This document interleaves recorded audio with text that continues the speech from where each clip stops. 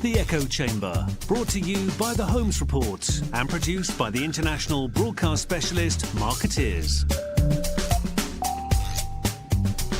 Sponsored by the Bullet Group, putting you in tomorrow's conversations today.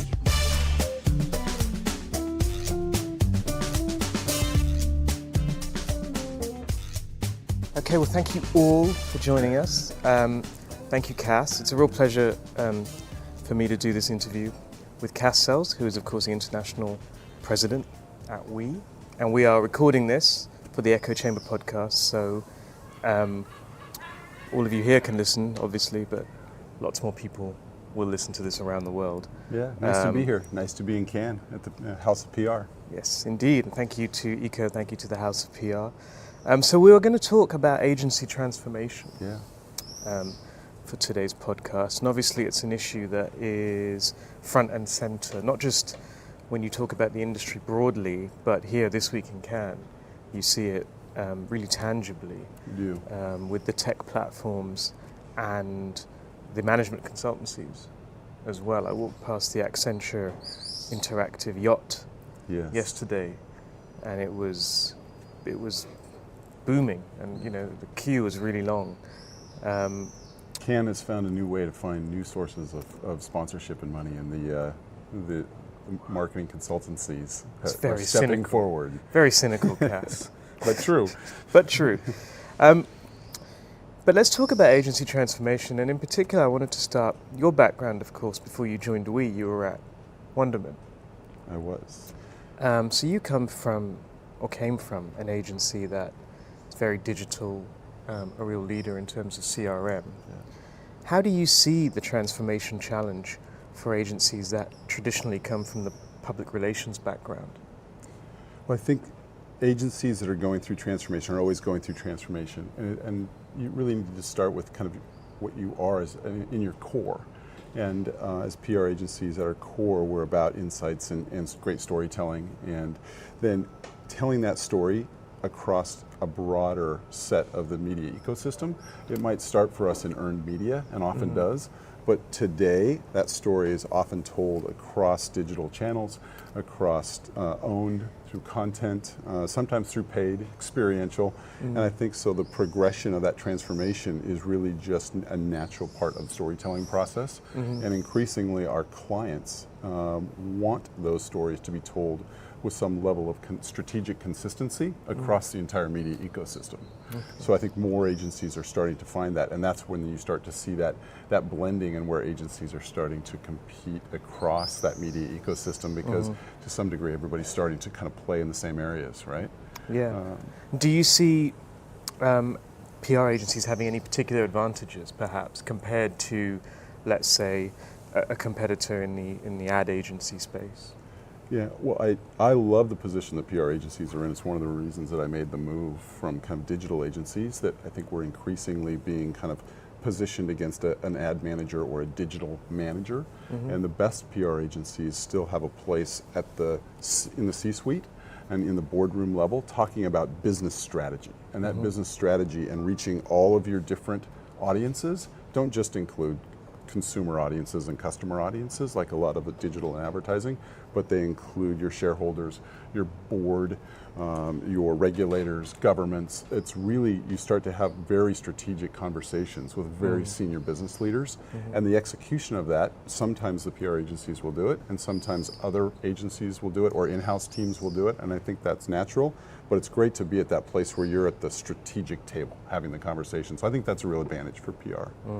So they understand the full range of stakeholder relationships better, you'd say?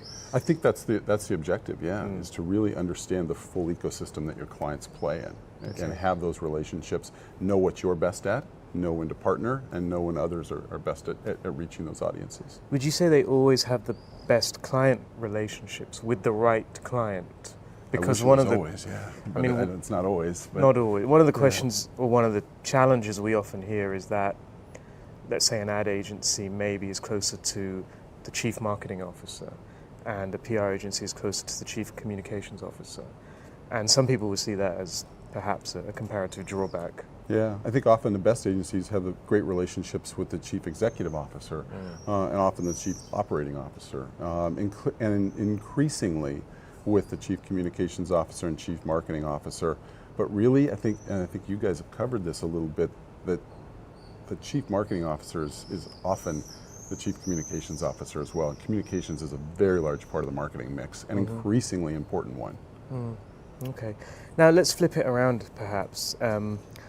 What do you think are the areas that the PR industry and PR agencies need to work on, let's say, if they want to compete with, for example, ad agencies or digital players? That's a good question. I think areas that we've really seen where we need to invest is not in those core skills of earned media, stakeholder relations, the traditional areas of PR, but to invest in those new areas, in content, in owned media, in creative, digital and social capabilities, that ability to tell your stories across the media ecosystem. I think that's where you're seeing agencies invest in their services and start to tell a broader set of stories. I think that's from my capability coming to We 4 years ago. It was not to come in as a senior PR and earned media and corporate communications client lead, but to develop our set of capabilities in digital, in content, in data and analytics, and I&A, those kinds of areas, is to develop that. And I think we has tried many different ways to get that right, and we tried doing it as a separate company. We tried doing it as a kind of an embedded model. Now we do it we really kind of force the collaboration together, come from one strategic leadership position and one strategy, and then execute it across the media. So I think we're getting better at it and getting it right, and I think a lot of the best PR agencies are trying, and we're trying different things, but it's in those integrated communications areas where I think that's where you'll see a lot of emphasis, a lot of acquisition opportunity, partnership opportunity, investments of resources in things like planning and strategy in those areas. And as you said, a lot of PR agencies are quite focused on this. Yeah. They're making let's say non-traditional hires to try and build out some of those capabilities you've just described. But it can give rise to a cultural challenge, I think, at agencies, and we've seen that as well. Yeah. I mean, how big an obstacle is that, and how do you address it? Yeah, I think culture is everything. For us, it really starts with people and getting the people right, and kind of forcing that collaboration and encouraging that collaboration, rewarding that collaboration. We do a thing called the trifecta model, which we have an agency leader, or often a client leader, paired with a planner or a senior strategist, paired with a creative director, or in some cases a data and analytics director. Those people come together and they form the strategy on the business, and then we have teams in earned media who execute, teams in content and creative who execute, data teams who execute, and the execution. But you bring that leadership together and driving towards kind of like one strategy and that unification. I think that helps. At least it's helping us as we develop it. So leadership's critical to addressing that cultural challenge, you'd say? I think so, and I think then motivating and inspiring people with the right actions. I mean, sometimes that's financial, sometimes that's organizational, but putting those things and enabling the right behaviors, it helps. I mean, this idea of having the sort of separate digital practice, is that obsolete, do you think, now? I think it depends on your agency and what's best for your agency and what's best for the work and your clients. For us, the integration and the coming together as one agency, not only one agency in a given office or a region, but one agency globally, and more thinking as one group. We just did our annual client leadership meeting, and this year we chose to do it in Singapore, in Asia, and it was really about the coming together of people as one agency group. Don't see yourself in a department, don't see yourself as a digital person or an earned media person or a PR person or a data person. See yourself as a client person and put the clients first and come together with your areas of expertise and put those to work for clients. So we're trying those kinds of things. So you came from Wunderman, now Wunderman Thompson, right? So it's like taken over one of the biggest ad agencies in the world. When you're making these hires from, let's say, ad agencies or digital agencies, how do you sell them on the potential of the PR industry versus let's say, the ad land, which is often seen as, this kind of great swaggering beast. Right. Oh, I hope that we sell them on the opportunity with the clients and the work opportunities, the chance to be strategic, the opportunity to do your work for clients who matter, clients who play at global scale.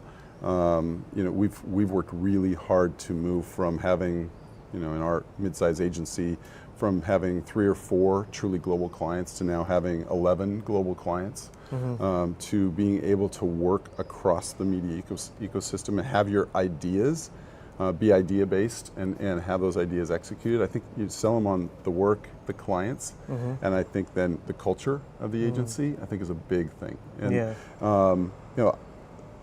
we're seeing agencies transform. The holding company agencies are going through massive transformation and struggling with that transformation on all of those levels. Culturally, struggling with some clients who don't want or need that overhead of those global holding companies anymore, who want expertise. And I think that's why it's a really good time for an independent agency solution that can put the right resources to work on the right client work.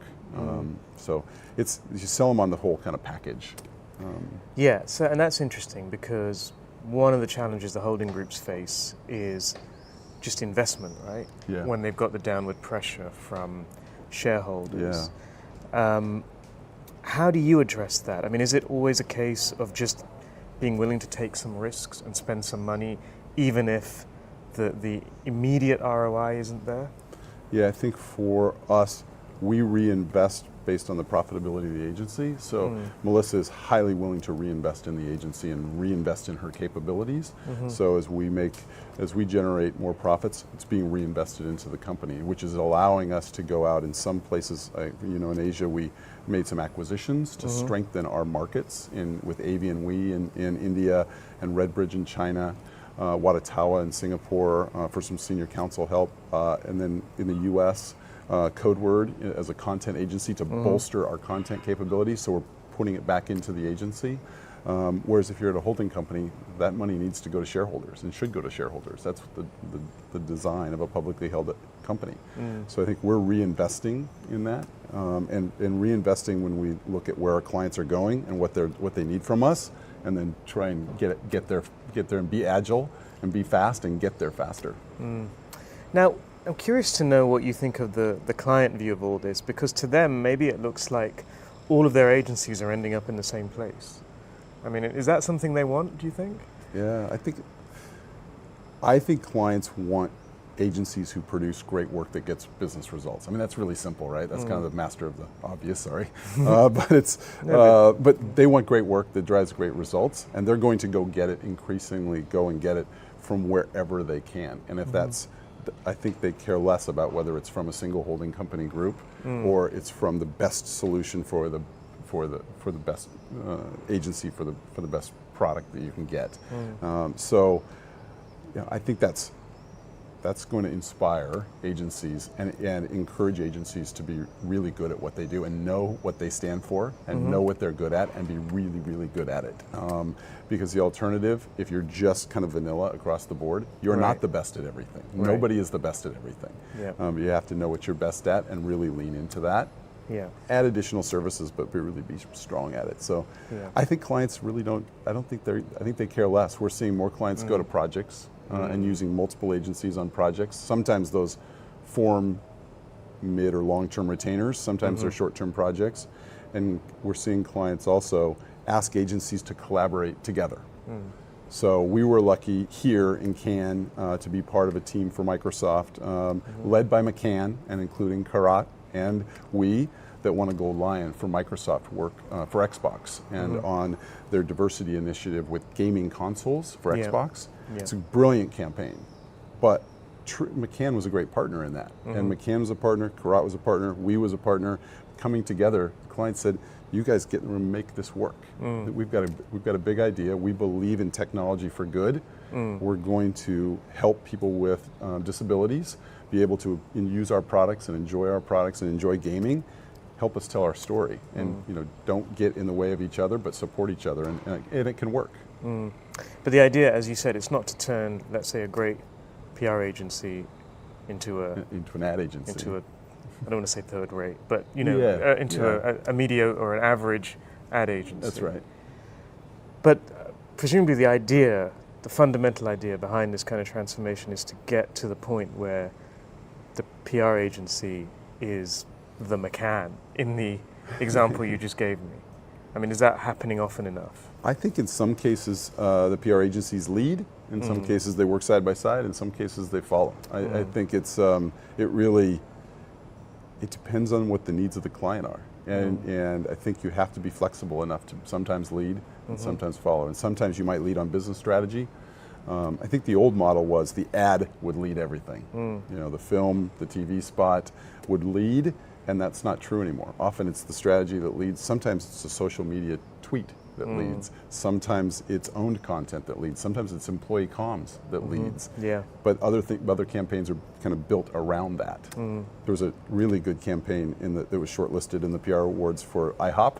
You see that in the U.S. Very popular campaign for IHOP, where they flipped the P to a B, yes, and it was a social media-led campaign by Droga 5, which they did a great job of the campaign, and they created just a firestorm of social media impact. And then when they flipped that and described what that B was all about, and that their client was now selling burgers, it led to increased sales. I think their sales were up 35% or something like that during a campaign at a time when nobody would ever consider them for that product. And it was really a big idea that was executed through social media-led campaign, not a TV campaign. Right, sure. And how do you see you mentioned Droga 5, so that gives us a neat segue to talk about management consultancies. How do you see the threat from them? Because they've been very active in terms of buying up agencies, not so much on the public relations side, but definitely in terms of making inroads into marketing spend. Yeah. I think at the end of the day, the great thing about agencies is that we make something and we put it into market and it has to work. Right. Traditionally, the managing consulting firms make strong recommendations and beautiful PowerPoints and smart strategic plans, but they haven't made something. So their challenge, I think, of any of those firms is how do you go from the strategy to the execution? And they're kind of going from moving down the funnel, if you will. Right. And the agencies a bit are moving up and becoming more strategic, but at the end of the day, we make things that go into market and have results or don't, and are judged, hopefully, at the end of the day, by the results that we produce and the business that we produce for our clients. I like our position there, to be in that position of producing work. Well, presumably moving up the funnel is better than moving down. Yeah. I mean, I don't understand why anyone would come back down. Yeah, exactly. I know. But maybe it speaks to some of the challenges that management consultancies themselves face. Yeah. Perhaps. Yeah. As they're looking to extend their capabilities, they are as well, and we are, and that's when you start to collide a little bit. Have you come across them when you're, pitching or when you're in the room with clients? We don't a lot. They may be influential in the reason that there might be an RFP or a pitch as a client looks for something or goes through their own transformation. That recommendation could be coming from agencies, it could be coming from a consulting group, could be coming internally. So we sometimes see it there, but not directly head to head. Okay, all right. And you had a look, I think, this morning. You went and had a look at some of the work. Was there any examples, perhaps? I mean, you've mentioned a couple, but are there any more that maybe speak to this idea of how agencies are transforming? Yeah, I liked a lot of the work. I think if we started with the work, we still see a lot of ad agencies presenting advertising in the PR category that have bolted on a small earned media campaign at the end of a brilliant ad. And then they got loads of AVE. Yeah, and created beautiful film and a great entry and won awards. But I think in the PR category, we've seen a really great campaign for Iceland Seafoods that's terrific. I think it's Mother in London that created it. I think that was with Weber Shandwick. With Weber Shandwick, yeah. And Taylor Herring. But terrific campaign about getting rid of palm oil and the problem with palm oil in the world, and it rose an issue that people weren't aware of, and it created awareness. It's using a campaign to really make a difference in the world and make a positive impact in the world. I really liked that campaign a lot. I thought it was really well done. I think It's one of the finalists for Titanium, or maybe it won the Titanium. It was the Nike campaign. I don't think it's won yet, but it's quite good, and it's quite powerful. It's quite good. Yes. Huge risk and huge reward. Right. And Wieden Kennedy has that capability to do that, and they have a client who's bold enough to do it. We saw a really good presentation yesterday from the Chief Creative Officer at Adam and Eve, DDB, who talked about how 89% of the work is forgotten immediately when it's presented. And our goal as agencies has to be not to be part of that 89%. You've got to take the bold move, whether it's PR or advertising, to break through the 89% and to be noticed and to make a positive impact in the world. Absolutely. Well, Kass, thank you so much for your time today. Thanks for having me. And hopefully we can get you back on the podcast at some point in the not too distant future. Now you've got an international role, so I guess you're globe-trotting. Maybe we can do the next one in Hong Kong. Well, sure. And we wish the people of Hong Kong all the best. Right? Yeah. Thank you. Thank you very much. I think we need it. Thank you all, and we'll be back on the Echo Chamber soon. You've been listening to the Echo Chamber. Brought to you by the Holmes Report and produced by Marketeers. Sponsored by the Bullet Group, putting you in tomorrow's conversations today.